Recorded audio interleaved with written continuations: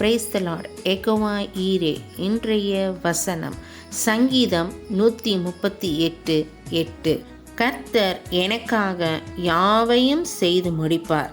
Sam 138:8. The Lord will fulfill his purpose for me.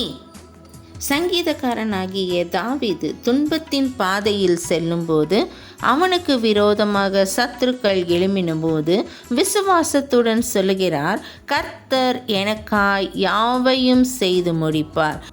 இப்படித்தான் ஒருவேளை நீங்கள் துன்பத்தின் பாதையில் செல்லலாம். அநேக சத்துருக்கள் உங்களை நெருக்கி ஏவலாம். ஆனால் ஒன்று, கர்த்தர் உங்களுக்காக யாவையும் செய்து முடிப்பார் என்பதை கர்த்தருடைய ஜனங்கள் அறிந்து கொள்ள வேண்டும். நீங்கள் அமர்ந்திருந்து உங்களுக்கு செய்யும் இரட்சிப்பை பார்ப்பீர்கள். கர்த்தர் உங்களுக்காக யுத்தம் பண்ணுவார், நீங்கள் சும்மா இருப்பீர்கள். யோபு பக்தன் தன்னுடைய இக்கட்டான சூழ்நிலையில் விசுவாசத்தோடு சொல்கிறார், தேவரீர், நீர் சகலத்தையும் செய்ய வல்லவர், நீர் செய்ய நினைத்தது தடைப்படாது என்பதை அறிந்திருக்கிறேன். ஆமென். அடுத்துதான் நாம் பார்ப்போம். இஸ்ரவேல் ஜனங்கள் வனாந்திரத்தில் நடந்து வரும்போது எல்லா பக்கமும் அடைக்கப்பட்ட சூழ்நிலை வந்தது. அந்த சூழ்நிலையில் கர்த்தர் செங்கடலை இரண்டாக பிளந்து அவர்களை நடத்தினார். ஹல்லேலூயா. ஆனால் கர்த்தர் உங்களுக்காக யாவையும் செய்வார்.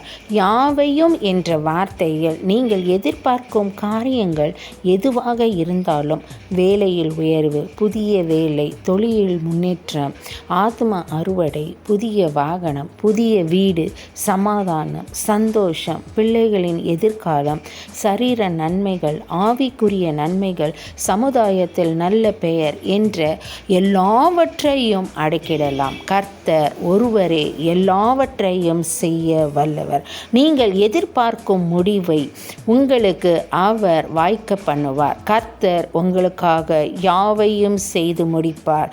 ஆமென். ஹல்லேலூயா. Praise the lord. Thank you, Jesus.